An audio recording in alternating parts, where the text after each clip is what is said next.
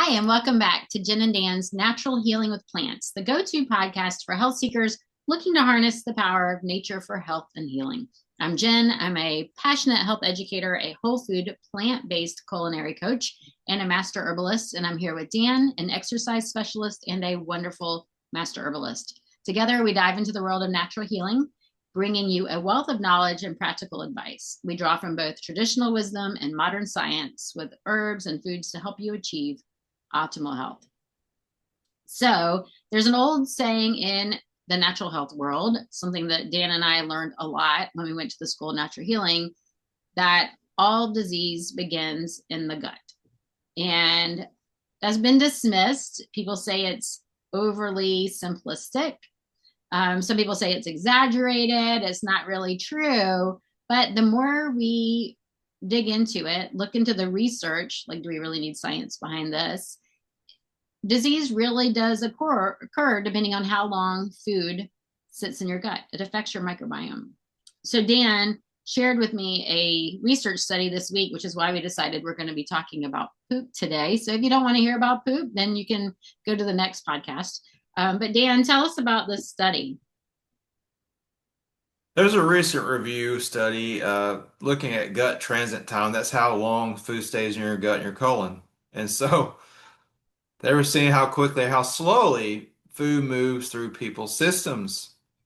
They found people that had a faster digestion, they had very different gut microbiomes than those people who had a slower digestion. And so the difference was they were linked to things like inflammation, your metabolic health, talking about your blood sugar, your blood pressure, even neurological conditions like Parkinson's disease. So Dr. Christopher was a fanatic about poop.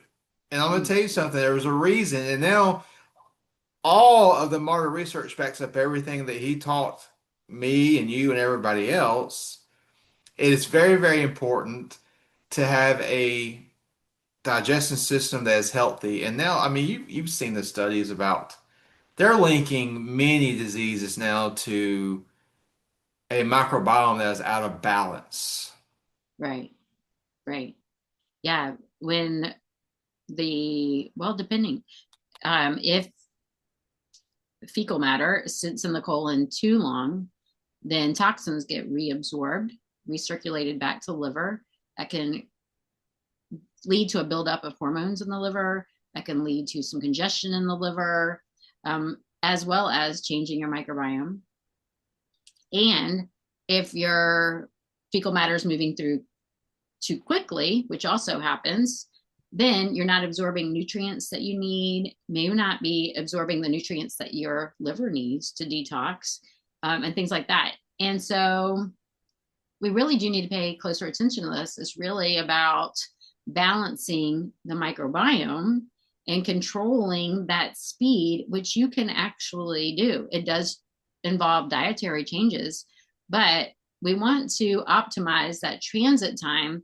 And the way that we teach, at least I teach, in my world for transit time is you eat something and see how long it takes to go from mouth to anus. So a lot of times we'll say, well, if I eat a salad, it goes right through me. Well, does it really? Or is it something else that, it just happens to trigger something?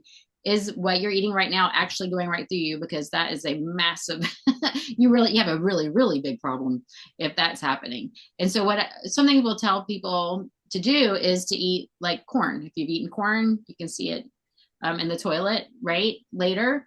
But maybe you don't eat corn. Like, I'm allergic to corn, so I can't eat corn.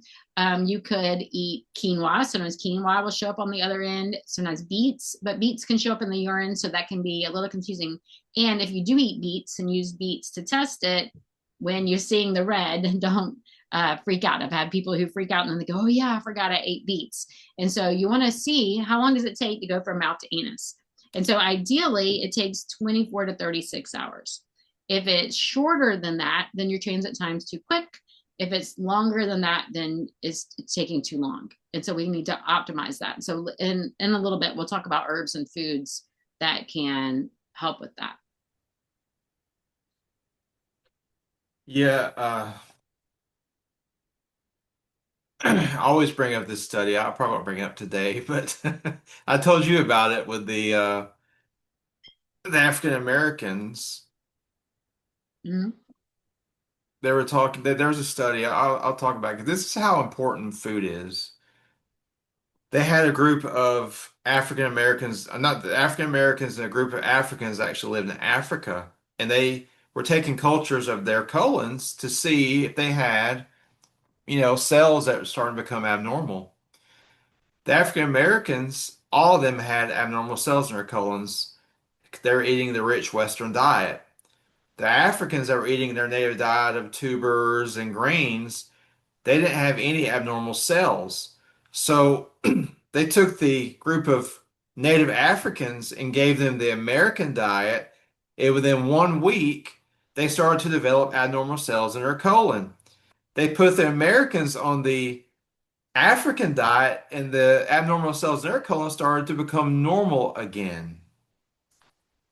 This is crazy. I'm talking about 1 week.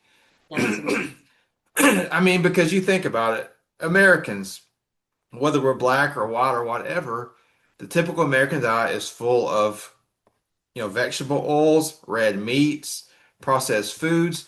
All these things are causing inflammation, and obviously they could lead to colon cancer. The colon is very sensitive to, well, meat, and people don't want to hear it, but it doesn't like red meat very well. Mm-mm. I think one reason is because red meat may sit in the colon longer. That could be one reason, but it's also very inflammatory. And it's not just red meat. I'm not just going to pick on red meat. We're talking about processed foods can do the same thing. Fried foods, fried chicken, Fried, oh yeah, fried. Oh man, those are chips, French yes, fries. Hmm. yes. Yep. So yes, and it all goes back to the gut. It goes to help to the digestive system. They're pointing now that if we have impaired gut health, they can lead to brain disease, which we have an abundance of. It can lead to certain cancers. It can lead to, well, some people find that their blood pressure will actually go down if they do a colon cleanse. Yeah. Yeah. Yeah. It's amazing. And we have to think about all the things that the gut is connected to. The gut's connected to everything. Like you say, like it's so interesting that you said that because, how could my blood pressure be related to whether or not I'm constipated or the opposite, right? And something that we learned about at the School of Natural Healing too was that diarrhea really is constipation. It's your body's trying to flush through, and there's like a little bit of a blockage there, and it's trying to flush through. Whether or not that's true, I'm not entirely sure. But when we look at the gut, I remember several years ago, 7, 8 years ago, reading about Parkinson's and the link between Parkinson's and constipation. And that's usually one of the first symptoms. You're constipated. You don't think that's going to be affecting my brain, but we have this gut-brain axis. Our neurotransmitters are, you know, generated within our microbiome. We need a healthy microbiome to help with our neurotransmitters, to help with our immune response. So, like my audience is all autoimmune disease, but if you have autoimmune disease, you need a healthy gut. And a lot of times we have leaky gut, which we have another podcast on leaky gut, but it's all affected by the gut. And certain autoimmune diseases, like autoimmune thyroid disease, your thyroid helps to control that speed as well. And so a lot of times people with like Hashimoto's, they have been constipated for a really, really long time, or maybe they don't even know they're constipated. So I wasn't planning on talking about this, but I think we need to talk about how often should you go? Hmm. Yes. Well, I always recommend 1 to 3 times a day, and people are like 3 times. Yeah, I think they think that if you go 3 times, it's probably gonna be loose stool. No, no. When you're eating a high fiber diet with enough water, you can have 1 to 3 easy bowel movements, and they're well formed. I can speak from experience. It's not that you're just crapping in your pants. right, right. And you talk about, was it the some of the natives and our ancestors, they would go after every meal. Like a baby, like a puppy. Mhm. Yeah, we have this valve. I've forgotten the name at the moment, but what should happen is I've talked about this on several podcasts. But you eat, your stomach expands, And then it triggers this nerve that goes all the way down to your ileocecal valve. That is the one that's by your appendix, is down your right hand side. And that ileocecal valve is triggered to open to move things along in the colon. So then 30 minutes later, you should get the urge to go. And so what's happened is, we go to school and we're told to hold it. Maybe we're embarrassed. I taught at a middle school one time where the kids had to ask me for toilet paper. How horrible is that? But I would have to buy toilet paper, and then the kids would have to ask me for toilet paper, and the kids don't want to do that. I don't want to do that. And we get shamed. You can't poop in a public bathroom, that kind of thing. So we learn to control it, and then we ignore that ileocecal valve, and then we start building up, and that's when we start having problems. I've had students who would have to go to the hospital to poop. I had several students. This was quite a few years ago, but I remember thinking, what in the world is going on that these people have to go to the hospital to poop? But I think there's just a lot, emotionally, like I said, with neurotransmitters involved too. We need to tune back in. We need to not be ashamed to go to the bathroom. And when you feel that urge, go. Don't hold it. Let that urge, wake it back up. Let's wake up those nerves. But anyway, that's what should happen. You should eat, if you eat a large meal, and if you're only snacking, maybe your stomach's not expanding enough, but you eat a decent sized meal, it should expand. If you're well hydrated, it should move along quickly. You should go into the bathroom because you have the urge. It happens quickly. There's not too much odor, and no one even knows you went in and went to the bathroom. It should be soft, easy, and like you said, well formed. Mhm. So let's talk a little bit more about the slow transit problem. And if we're having that, what can we do? What are some of the things that it lead to, and how can we fix that? Okay.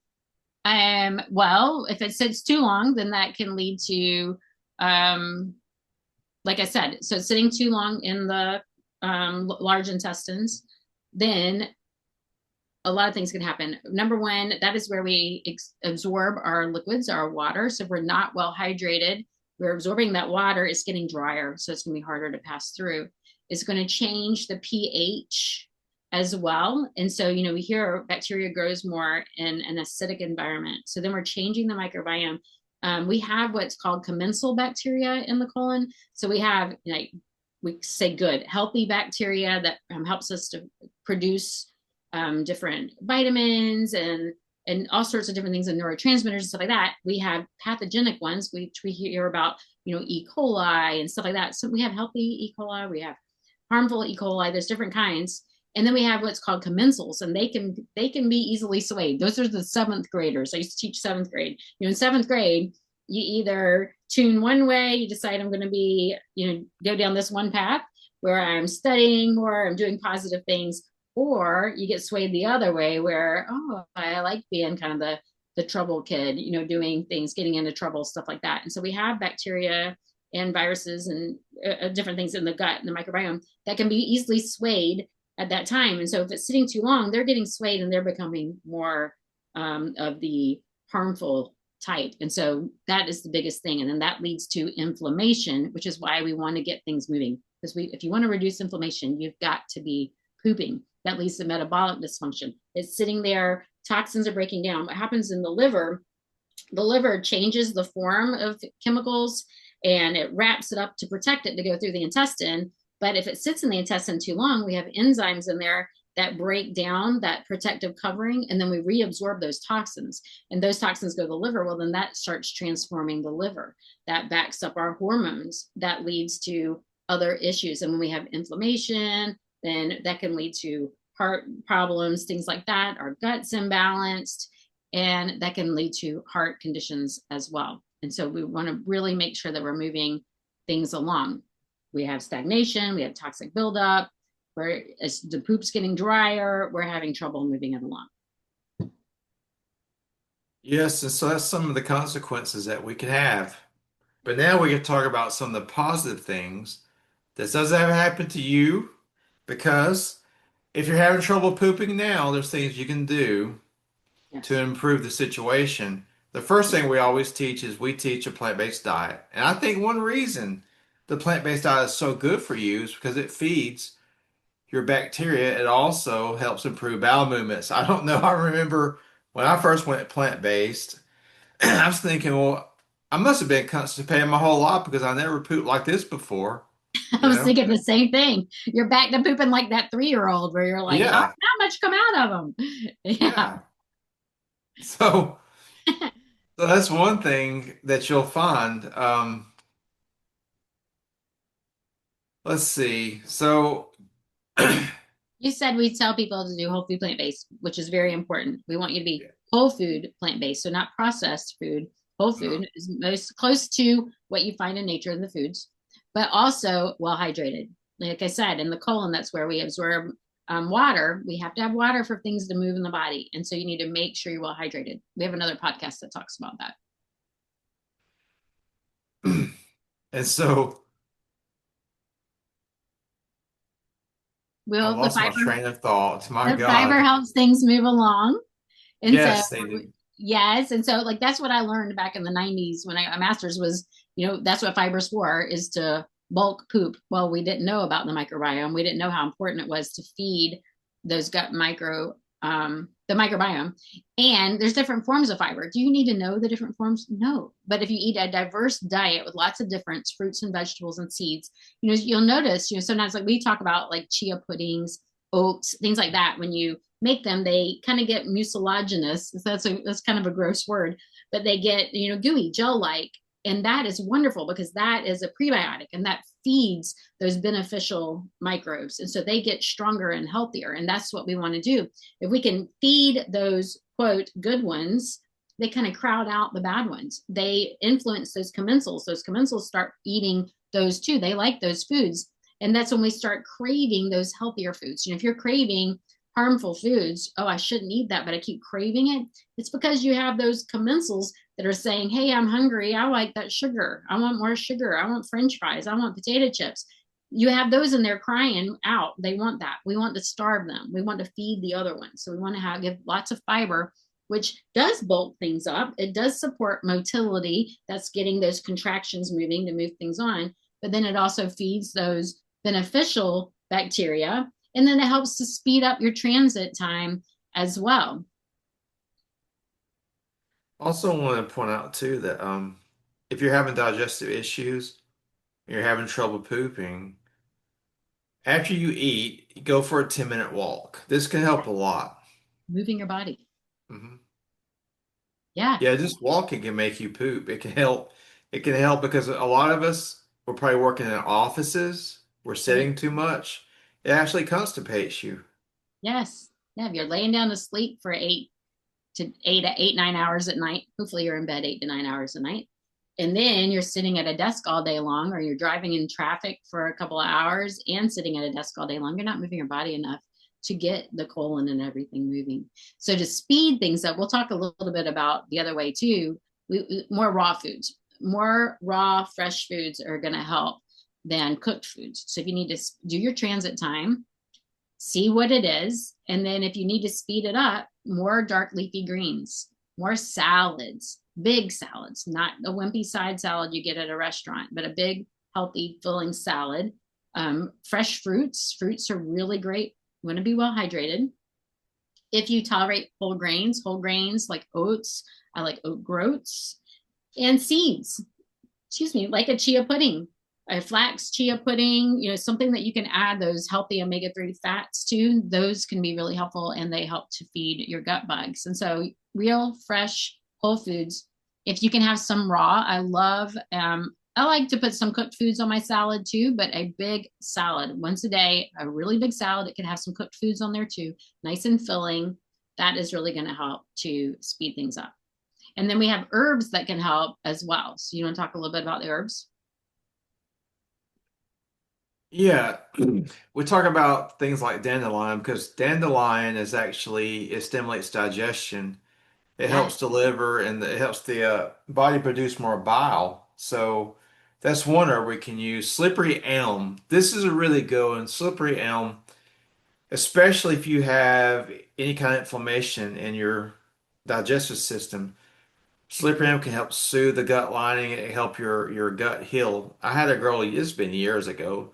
She was suffering from IBS, and I told her about slippery elm. I think it was Dr. Christopher, not Christopher, but Dr. Schultz's formula number two really helped her out. It has slippery elm and charcoal, so that really helped her. And it reminds me of the story though. Christopher had I think it was a nurse, and she was backed up so bad, she had to take 35 Wow.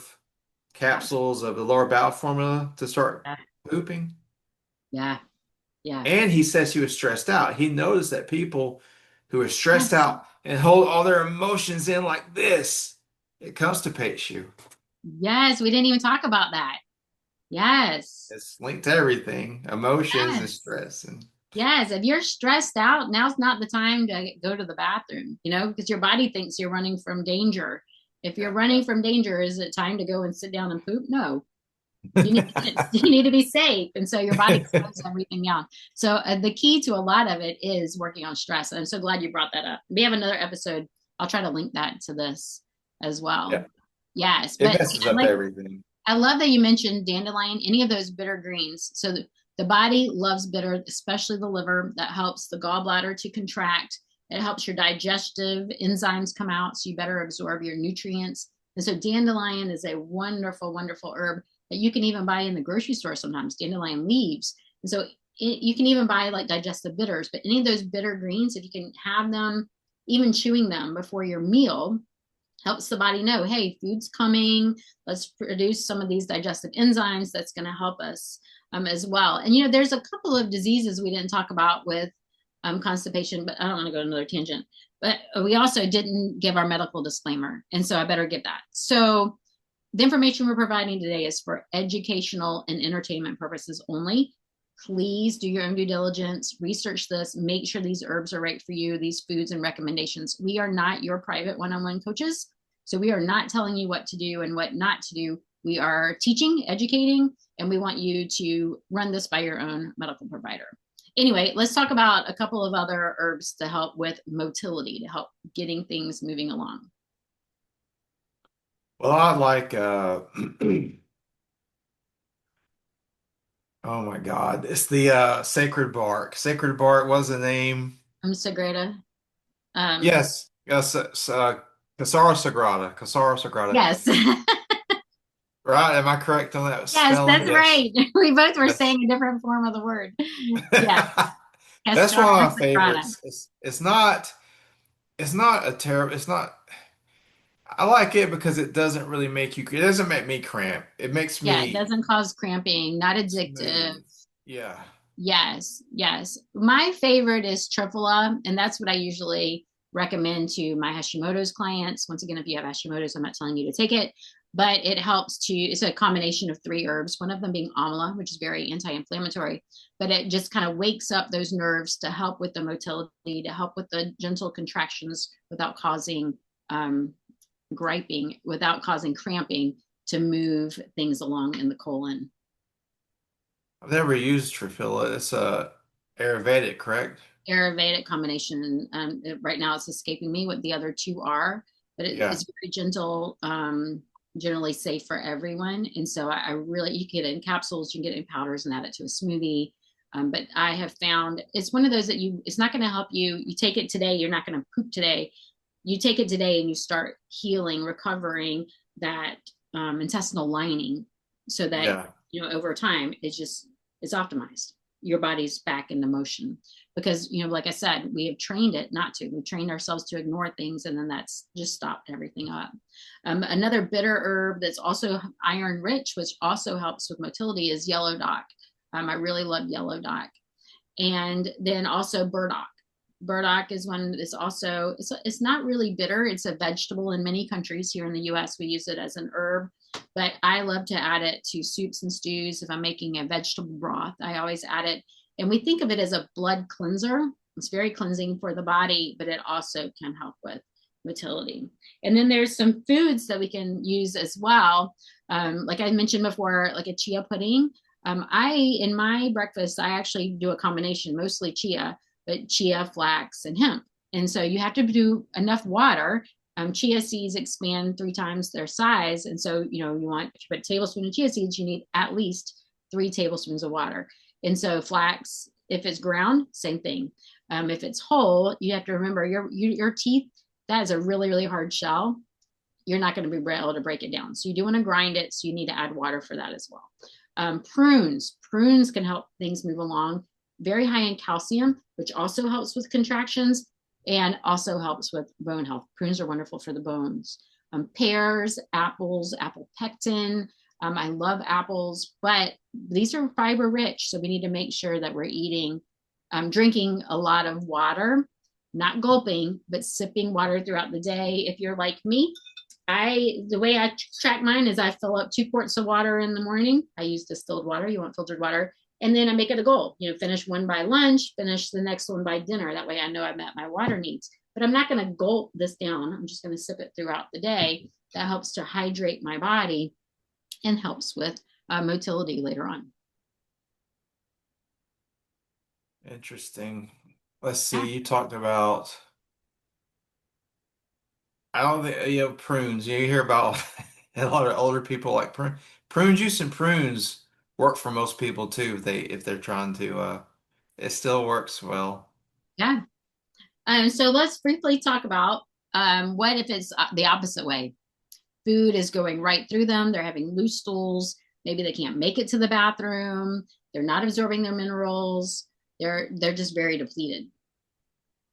Well, slippery elm's the first on the list for that because slippery elm, if your food's going straight through you, slippery elm can actually, if people are having this problem where they're eating, it's going straight through and they start to get malnourished, they start to lose weight. Slippery elm can actually build you back. It's because it doesn't, it's kind of slows down the transition through the body. And Yeah, so you can make a gruel with it. You can actually get a powder and mhm. mix it with a little bit of water. And you can sweeten it with a little bit of honey and you can eat that. And it can help the repair process, like we're talking about. It soothes the gut lining. It Yes. puts it's like mucilaginous coating over the irritated gut lining. Yeah, it helps to soothe it, and it also acts as a prebiotic to feed the gut bacteria. And according to, I don't remember if it was Christopher or Schultz, um, said that even if you have a baby or something that can't hold food down, or just is undernourished, losing weight, that kind of thing, that it's a wonderful thing for babies even. But it's It soothing is. and helps to rebuild the tissue. Yeah. What foods help if things are going right through you? Do you want to eat a giant salad? No, no. Yeah, yeah, You don't giant. want to be having raw food. If that's the thing, I love raw food, but if you have IBS or something, you don't want to be eating raw food. You want to have cooked, you want to cook your vegetables and Yes. to they're really soft. Like that girl I was working with years ago, Mm, I got her to start cooking her vegetables, even her fruit, because she was so bad at the time. yes. So you want it to be pre-digested. Things like even applesauce might be okay for somebody like that. Yeah. Sweet potatoes for lots of vitamin A. We need vitamin A for that intestinal lining. So those dark orange, yellow, red type foods, those are going to be wonderful for getting beta carotene. Same with squashes, winter squashes. Those are going to be helpful cooked. You want them all to be cooked. Mhm. Um, Bananas can help with some people.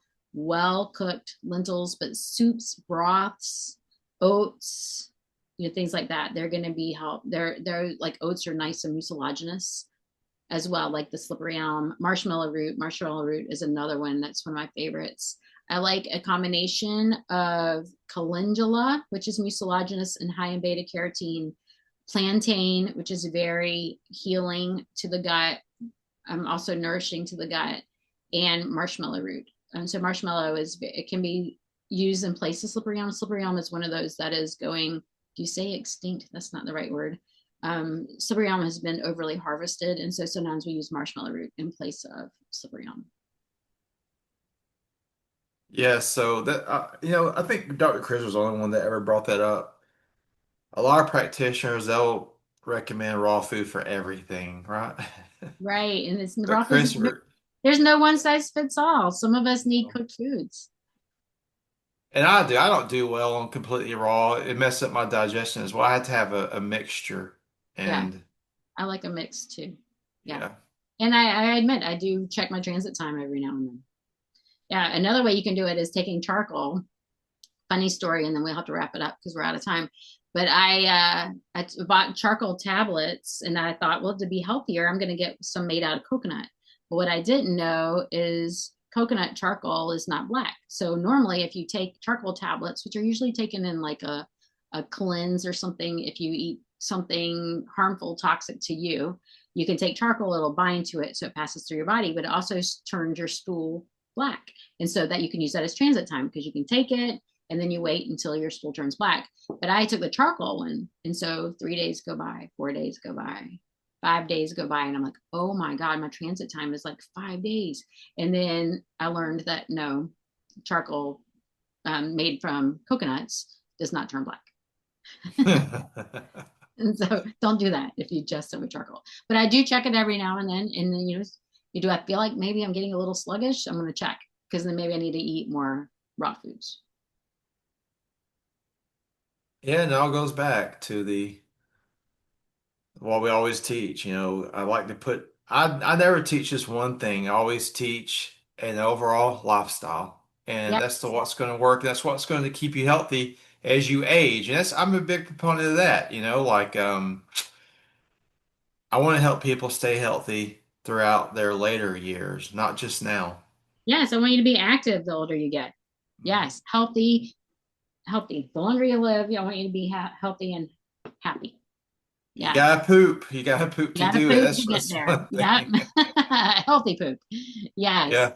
Yeah. So our gut definitely plays a role in creating a healthy environment, healthy microbiome, and helps us to prevent disease and promote health. And so we want to make sure that we're moving things along appropriately in a timely manner and well formed. If you'd like to learn more about Dan, go to Dan the Natural Man. To find out more about me, I'm at Holistic Jen, that's with a WHOLISTICJEN.com. We both work with clients one on one online. Dan even works with people in person and is a personal trainer if you are anywhere near in Alabama, in Anniston, Anniston. Alabama. Yes, he would be very helpful for you.